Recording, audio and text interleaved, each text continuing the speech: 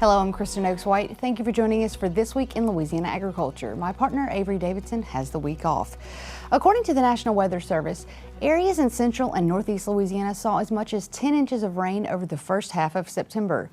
For soybean farmers who've yet to harvest, that was an unwelcome sight as Hurricane Francine made her way through the state. This week, TWILA's Karl Wiggers takes us to Madison Parish to show us how some of those soybeans and their owners are moving forward. In Madison Parish, Adam Johnson is kicking up the dust harvesting these soybeans. Back at the truck, his cousin Brandon is getting a load ready to head to the elevator.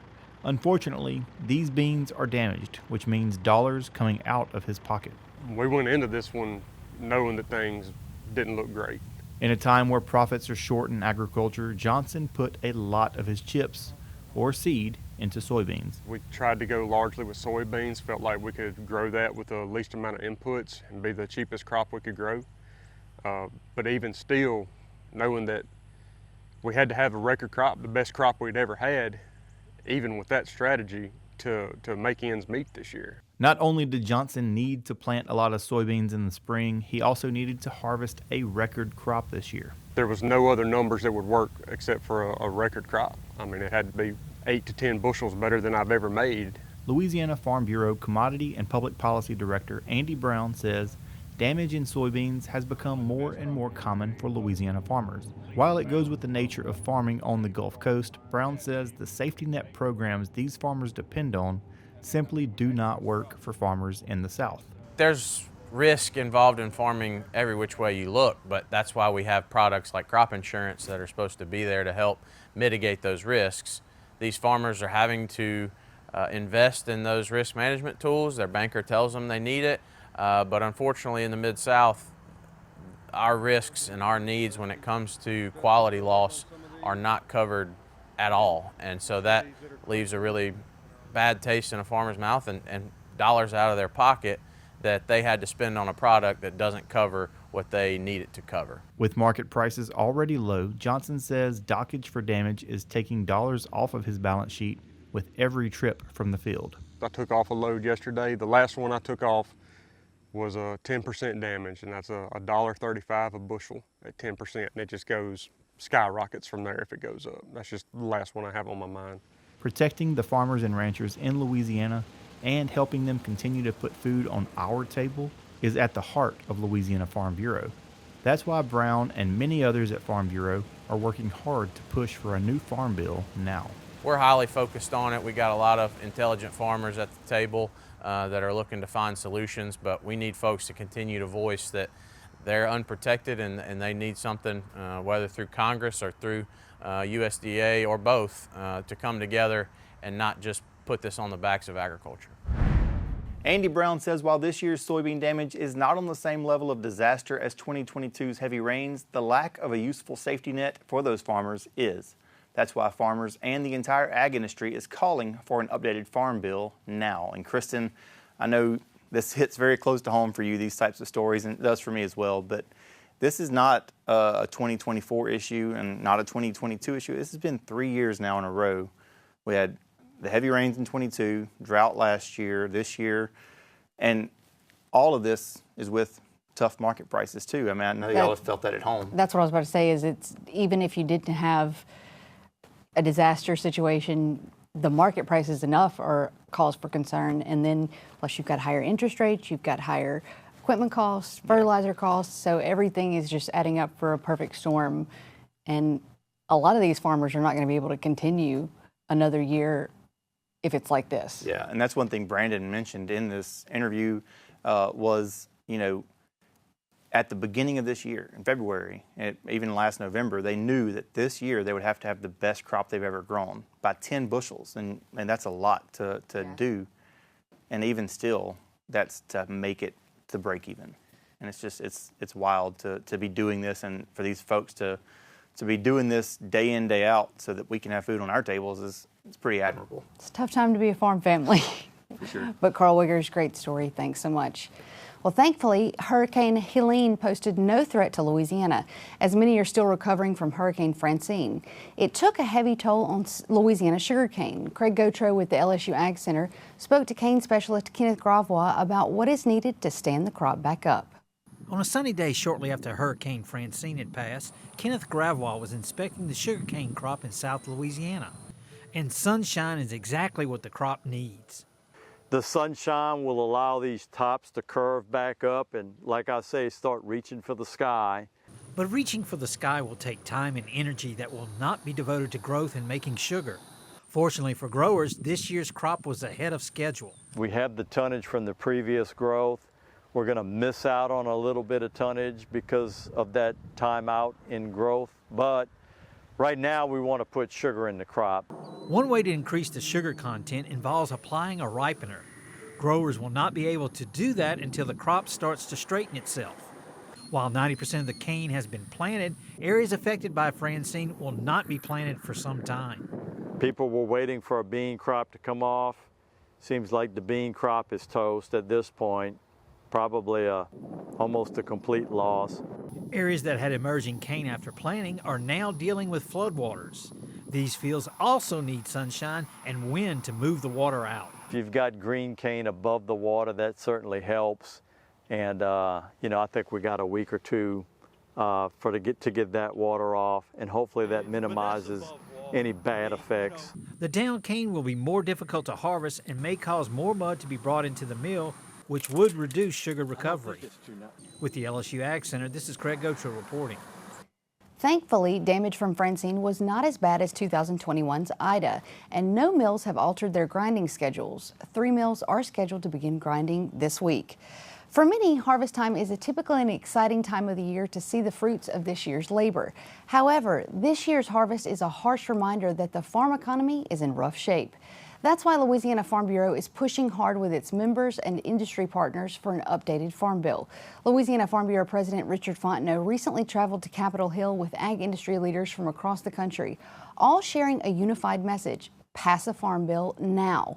Louisiana Farm Bureau Commodity and Public Policy Director Andy Brown also made the trip and says this issue is not left or right and it's not tied to the election all are looking at in November. We're not focused on November, we're focused on December and making sure that this Congress, the 118th Congress, gets this to the floor with a reliable, improved safety net.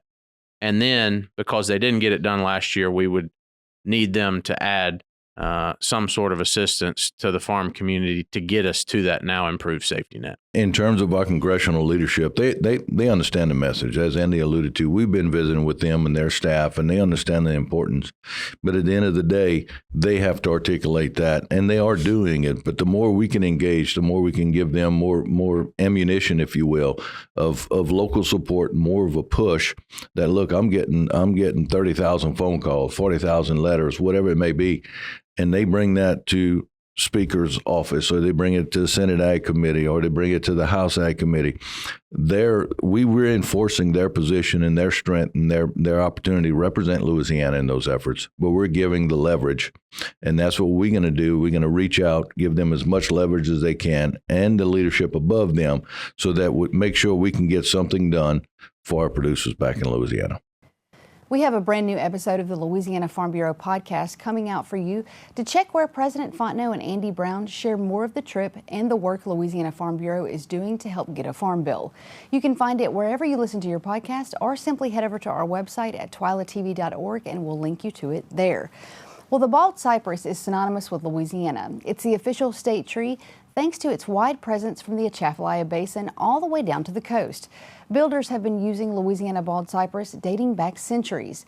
This week, TWILA's Neil Melançon shows us how it's not only important for construction, but for the rural economy. Many in South Louisiana dream of a little place like this on a lake.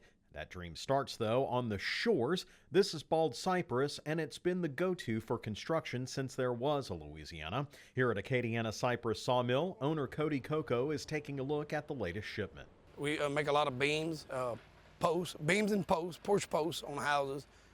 In cathedral ceilings, they like to put the big center beam and beam they coming off of it. Fireplace mantles, live edge, tabletops, butcher blocks. Again, we can do hardwood butcher blocks. Those beams are made right here inside the shop. It's intensive manual labor, and here in rural Avoyelles Parish, it means between 12 and 15 jobs. The more they see it growing, the more excited they are about it, and they want to work more. They're getting excited, know, seeing you walk up here today, they looking around, they smiling, they know that we're doing something right here. In the meantime, Coco does a lot of the work himself, whether it's working with contractors or offloading trucks from his own crane. You got to find the right machinery that can handle the heavy logs, and like this log load in the background. It's an old one, but it's a real good one. A friend of mine found it for me, let me know, and I put a lot of money in it, but nothing's cheap on it. Everything breaks, and when you use it, it's gonna break. You got to try to keep up with it. I used to hate mechanic work. I still hate it, but you got to kind of become a mechanic. In addition to the local impact, Coco says he's trying to deal exclusively with American companies from shipping to design. In addition, they're opening a new store to sell this homegrown product here in Louisiana. I try to do business with the cabinet shops that buys from me for other projects. I try to send them business back. And furniture, a lot of furniture. We're gonna have a lot of furniture in different types over at the new store that we're opening up. We have a big showroom, but everything that's made right here is pretty much everything that needs to be ready to install when you're building a new home or remodel project. The boards have to be treated and dried, which brings out some of the wood grain. And while this is an all-Louisiana endeavor, they do business out of state. Coco says word is out that Louisiana hardwoods are built to last. It takes us a little time, but there's a lot of stuff out there people don't get to see that we got in Louisiana, and especially like up north and all the lakes, the big major lakes. There's always all kind of lake houses being built. Lake houses, hunting lodges, ranches, all these big companies, they build all kind of stuff, and they all like a little bit of the rustic wood in it. Coco is building a cabin himself. He's using hardwoods for the interior, but outside is all cypress, relying on the wood's renowned ability to resist rot. Cypress has been all around good wood. All the hardwoods is good, but most of it, in the southern, because of the moisture and humidity, a lot of it needs to be indoors. But cypress can handle it. You can see in the final product the intense wood grain that's brought out. The cabinet work here is new cypress, but also reclaimed wood is used to make this accent piece here that used to be a beam. The final product is a testament to our state tree's enduring appeal and sustainability for the future. From Lake Guillaume near Borderlawnville, I'm Neil Melançon. And if you've ever wondered why they're called bald cypress, you won't have to wait long to find out. Despite having needles like pine trees, cypress are deciduous and shed their leaves in the fall. Well, still to come on TWILA, farming is already physically demanding, but that doesn't mean you can't sneak in a workout here and there. But first, we head to Winsboro, where these teachers are becoming ag students themselves. You're watching This Week in Louisiana Agriculture, the only TV show bringing Louisiana farmers and consumers together every week.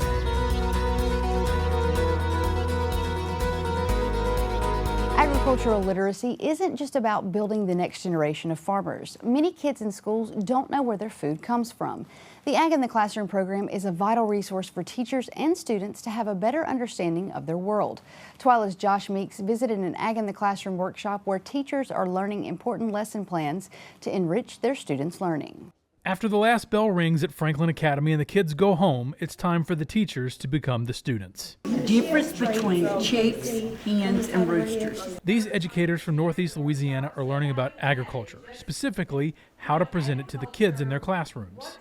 Not an easy accomplishment in this day and age when you're competing with screens and state standards.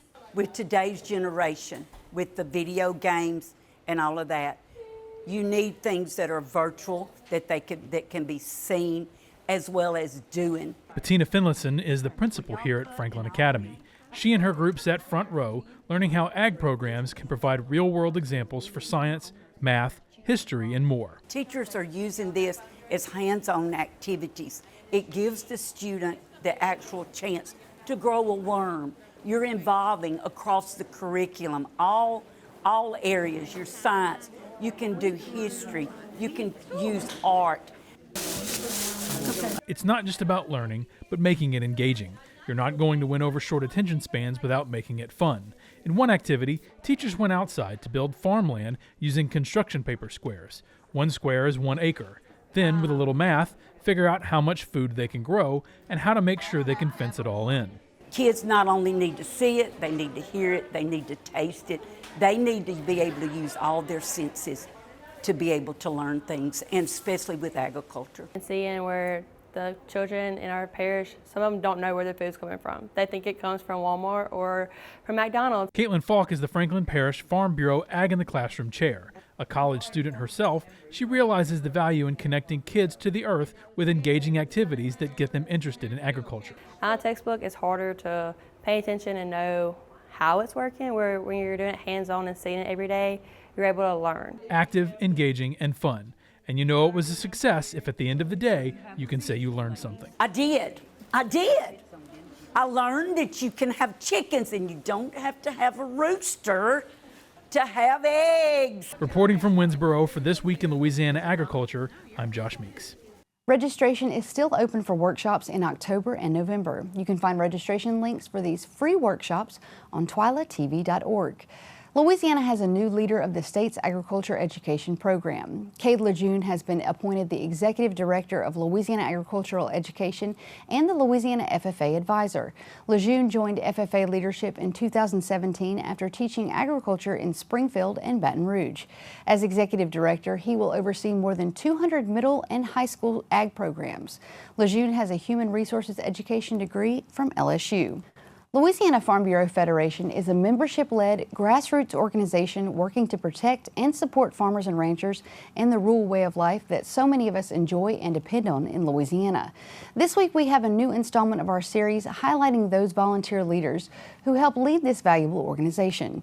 In this edition of Road to Leadership, we travel to the northwest corner of the state to meet Louisiana Farm Bureau First Vice President Marty Woolridge.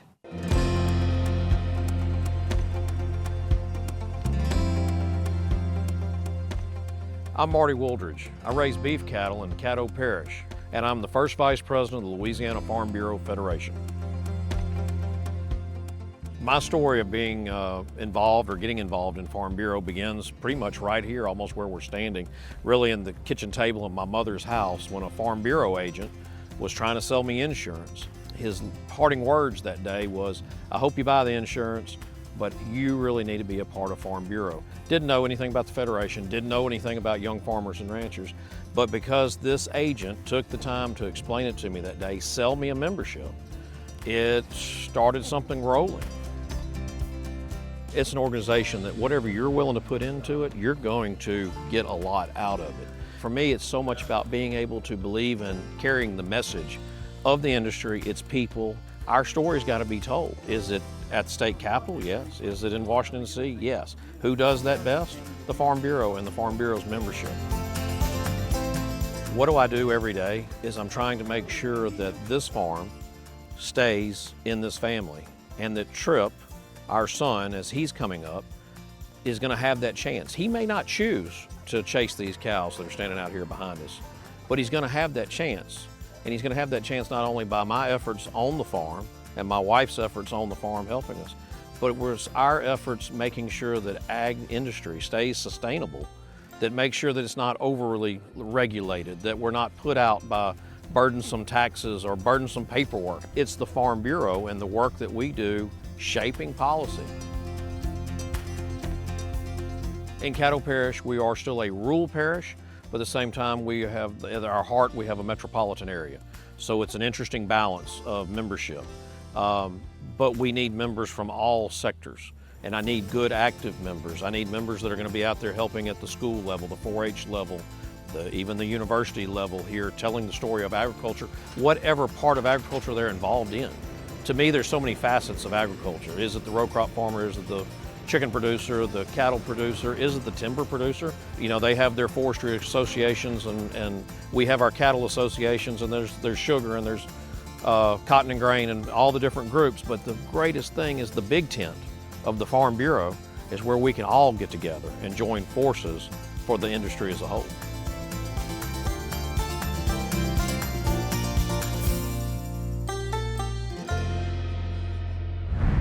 Still to come on TWILA, staying fit on the farm. Avery Davidson brings us the story of a St. Martin Parish woman's journey to turn an already active lifestyle up to an 11. Stay with us. Sugarcane harvest is underway in Louisiana. The 100 days of cutting in the fields and grinding at the mill is hard work. But as TWILA's Avery Davidson shows us, for one St. Martin Parish woman, it does not mean that there isn't time for a workout. Sugarcane harvesters are rolling in St. Martin Parish. I love the smell of fresh cut cane. Shalise Huval also loves watching her dad, Lloyd L.J. Huval, drive the harvester. It's something she's done all of her life. Growing up being in the sugarcane industry, it was always, Dad's going to work, Dad's going to work, okay, he's going to make sugar. And then as I grew up and became more involved in Farm Bureau Federation, it became more of a passion to be able to network, connect with other agricultural industries in the state of Louisiana, and become more of an advocate for the crop and the commodity itself. That desire to advocate led Huval from these rows of cane to the state's largest general farm organization. I started out on the farm, watching my dad being a farmer, Uncle Mike being a farmer. It brought me to Farm Bureau Federation, which brought me to want to become more involved in Farm Bureau and on the farm, agriculture in general. And that led me to wanting to help people. That's why I'm a teacher now. Nice. Teacher and softball coach. Because now I'm noticing you stepping towards the ball. It's at Cecilia High where Huval works with Alexis. I like that. The senior who now holds the school softball home run record. She's very straightforward. Like, she doesn't sugarcoat anything. She'll let you know how it really is. So where does that straightforward approach and farm kid work ethic collide? That would be here at CrossFit Acadiana. You're not doing the workout prep? Where father and daughter Huvals literally jump to another level and raise the bar. Oh, yeah. She seen the commitment I have to farming because what I do, I've been doing it 40-something years now, so it's showing up every day, doing what you have to do, no shortcuts, no nothing, getting it done. No matter what, you got to get it done. And she just learned from there and just kept, and she pushed it to her students and everything, and especially in her athletic training and stuff with the kids. She never lets up. She stays with that core value of get it done right, and don't give up. If you're working in the farming industry in general, you're up before the rooster crows. And she was raised by a man who's doing exactly that. So the work ethic is second to none. When she shows up, she's all in, she's there early, she stays late, and she's giving her 110% every single day. We use our fitness to help us through our everyday lives. Agriculture, teaching, coaching, all of the above, yeah. So I think it goes together pretty well. CrossFit, softball, and sugarcane. A sweet combination for ag advocacy. In St. Martin Parish, I'm Avery Davidson for This Week in Louisiana Agriculture. Shalise Huval posts often to social media. If you'd like to follow her, we put links on our website at twilatv.org. Well, that does it for this edition of TWILA. Be sure to join us next week when we'll take you to Poverty Point to explore what some consider the birthplace of North American agriculture. Until then, you can watch all of our stories online at twilatv.org, and be sure to like us on Facebook, follow us on Twitter and Instagram. You can also find all of these stories and much more on our YouTube channel. And be sure to subscribe and turn on the notifications so you know when we put out new content. For all of us here at TWILA, thanks for joining us. We hope to see you again right here next week.